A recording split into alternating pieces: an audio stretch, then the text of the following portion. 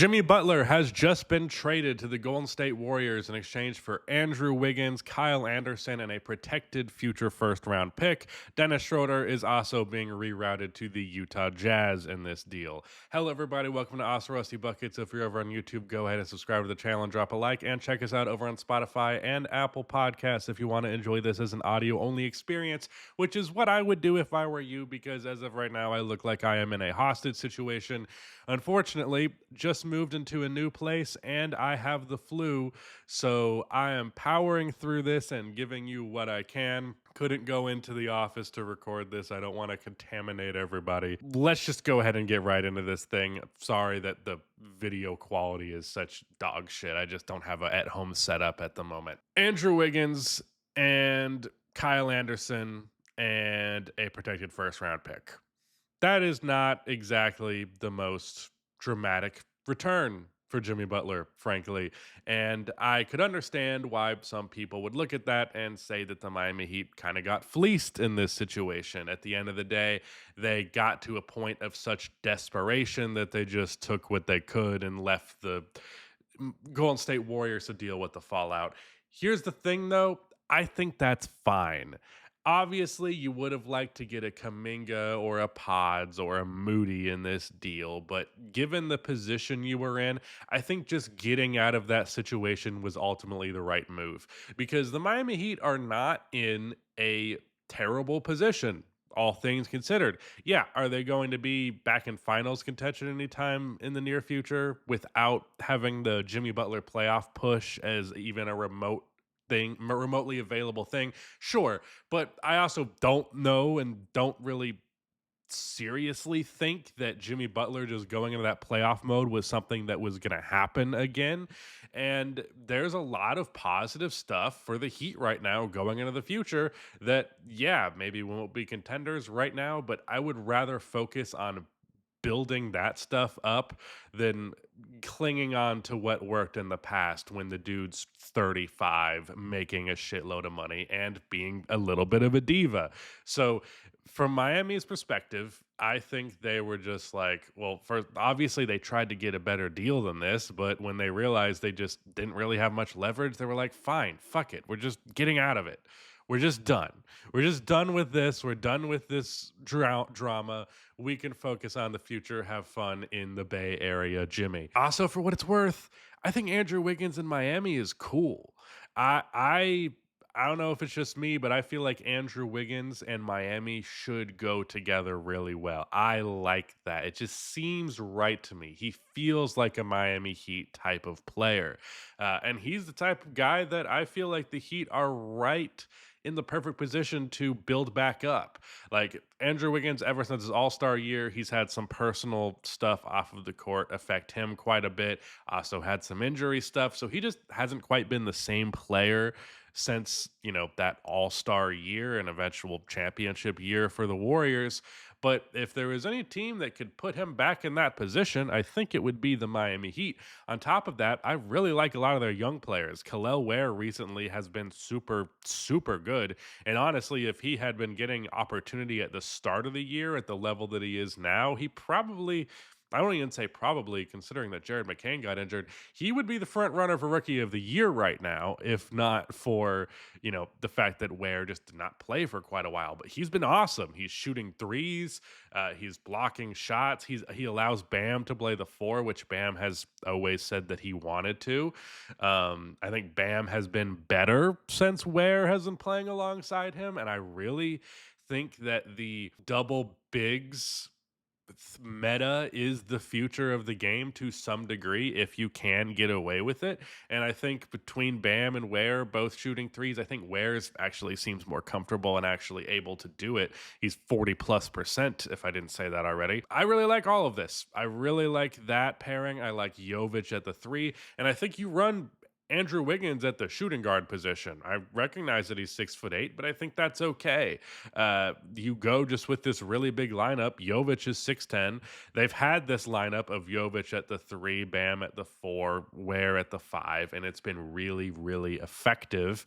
And I think there's plenty of room for Wiggins in that. Just run this ultra lengthy, versatile defensive lineup. You have guys who can defend 1 through 5 between, Bam and Ware, guys who can defend 1 through 4 between Wiggins and Jovic. I don't know how well Jovic defends some guards, but you know what I'm getting at here.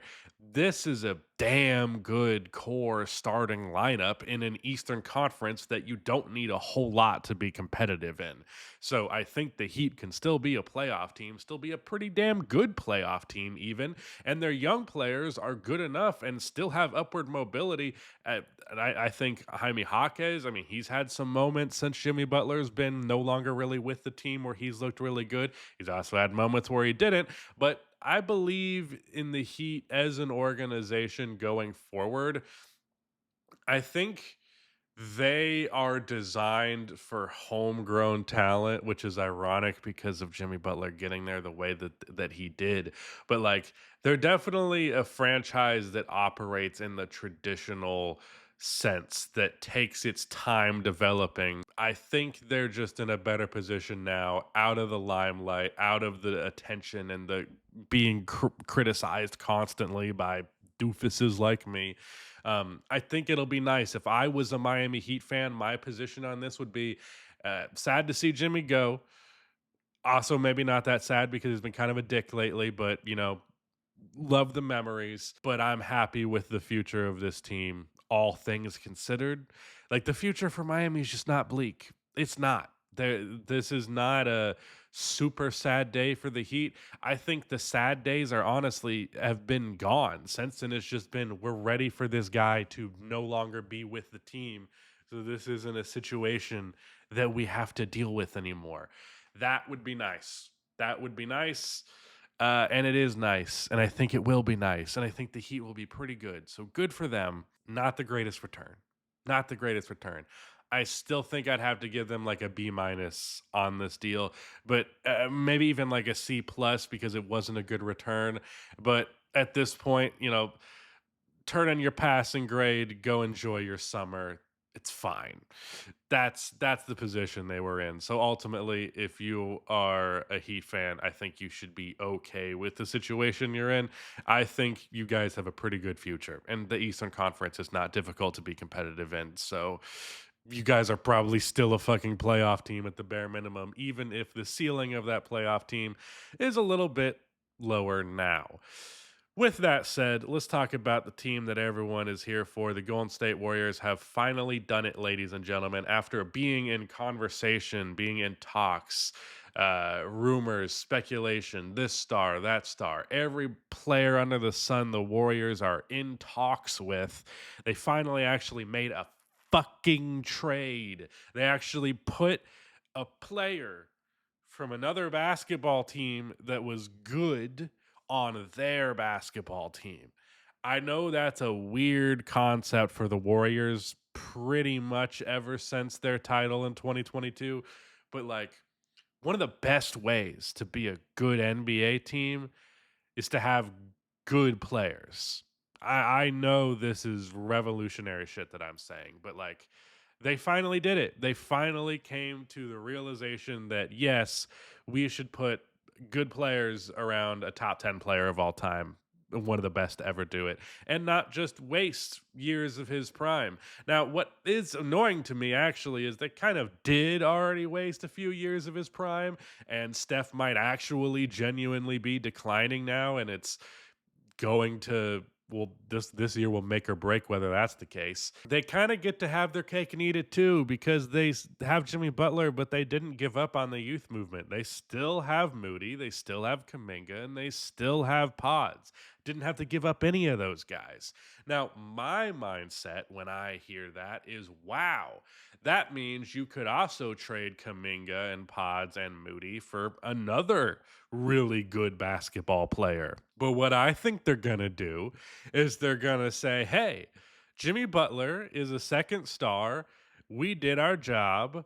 Let's not build this roster further. Let's not do what we need to do to make this team actually good. We'll just say we did enough and we still have this young core and we can prepare for the cum bucket era. But no, I don't really feel like this is actually going to matter that much for the Warriors in the long run because of that. I don't think the franchise is going to have the mentality that they need to build upon this deal because as it stands right now, this deal is not enough. Now they just gave Jimmy Butler right after this $60 million a year for the next 2 seasons, which is a very interesting choice because who was going to pay him that?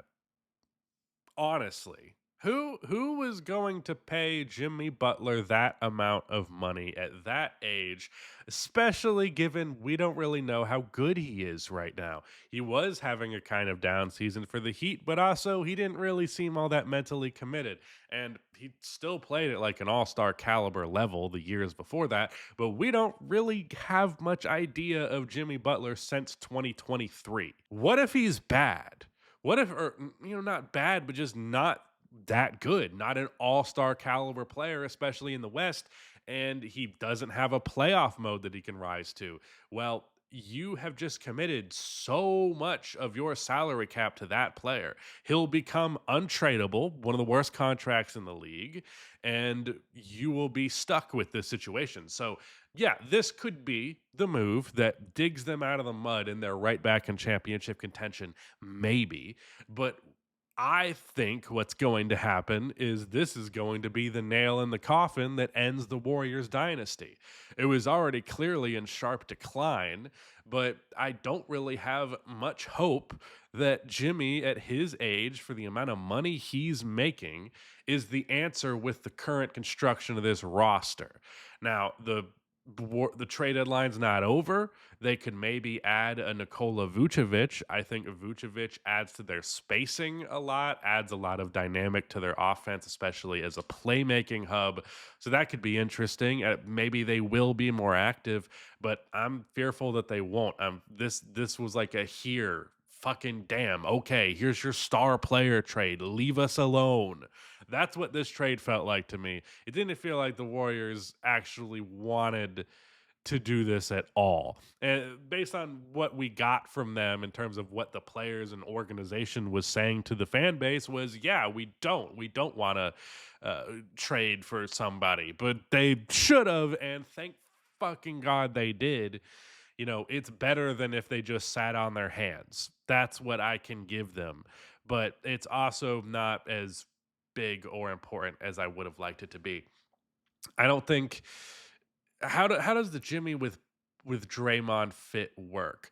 Like, are you going to go ultra small ball like all the time? Is Draymond always playing the five? Because otherwise, if you need true size out there, your current centers are both dudes who do not space the floor. So Draymond is going to be left to be a 3-point shooter. And though I think his percentage has actually been a little bit better as of late, it's not it proved to a degree that Draymond Green is a legitimate floor spacer.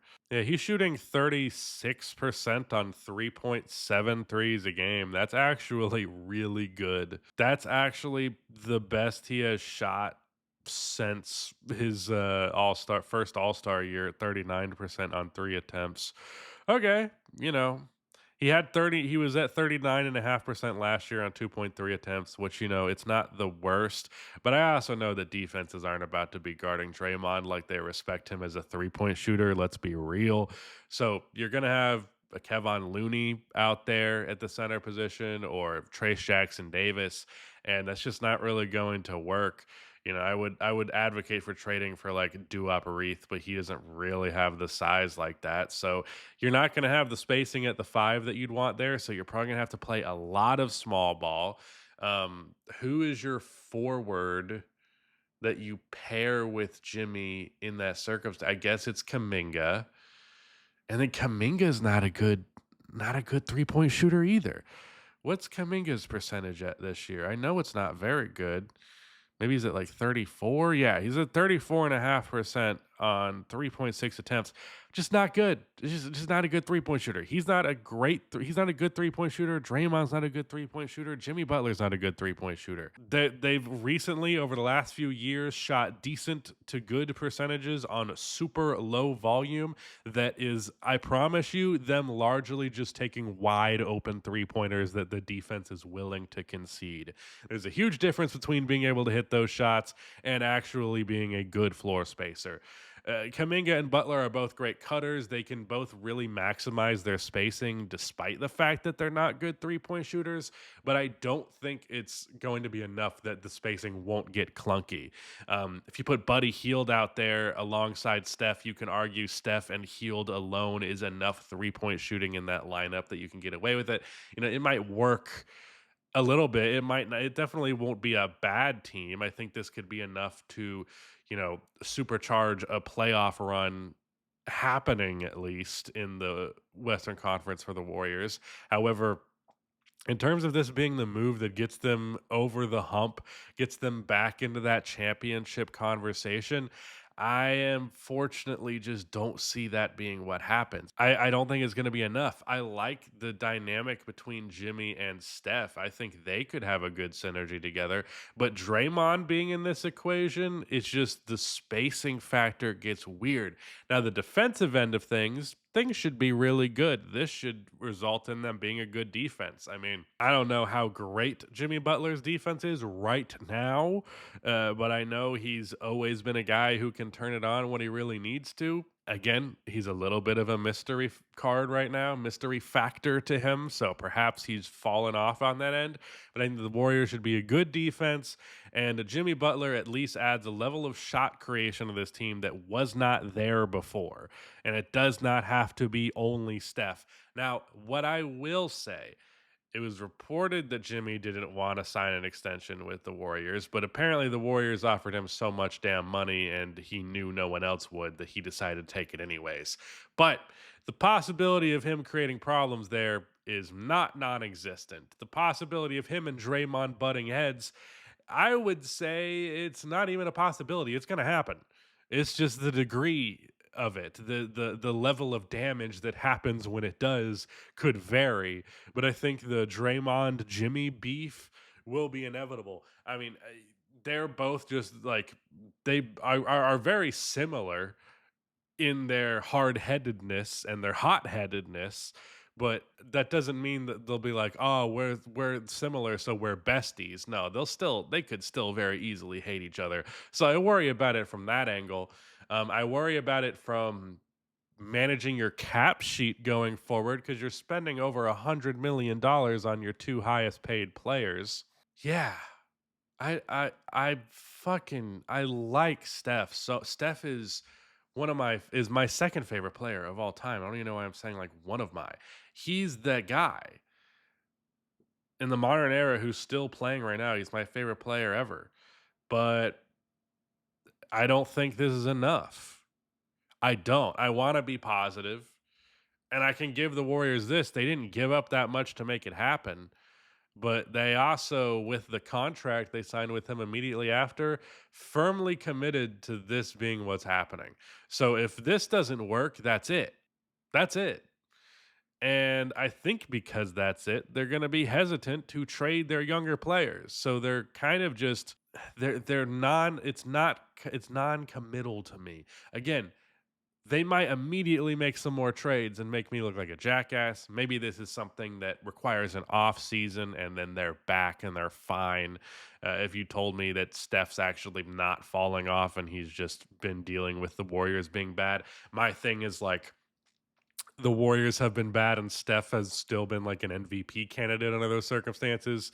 I don't think he really has it in him to carry a team like that anymore, but to be in a situation where he's not carrying, still being super effective, maybe he can very well do that. Maybe Jimmy Butler does have that playoff juice left in him. Maybe Draymond just hits 38% of his threes. There is a world where this can all come together and it can work. But I feel like the odds of this being the nail in the coffin that officially ends the Warriors dynasty, the odds of that are way higher than the odds that this gets them another championship. That said, it's better that they don't sit on their hands. Sorry if I was a bit delirious throughout this. I'm on cough medicine and I'm very tired. But yeah, there's my analysis. I think this was one of the most neutral star trades I've ever seen. I think the Warriors did something, but I fear they're going to view it as everything. And the Miami Heat didn't do much in terms of getting assets back, but I think getting away from Jimmy is everything. I think allowing them to focus on this new era is a good thing. And honestly, I really like this Heat team. I think they're fun. I think they're interesting. And I think there is a world where they develop into something more than just fun and interesting and actually legitimately worthy of some consideration. But yeah, that's my thoughts on the Jimmy Butler to the Warriors deal. Thank you so much for watching. Sorry that I sound like this. Goodbye.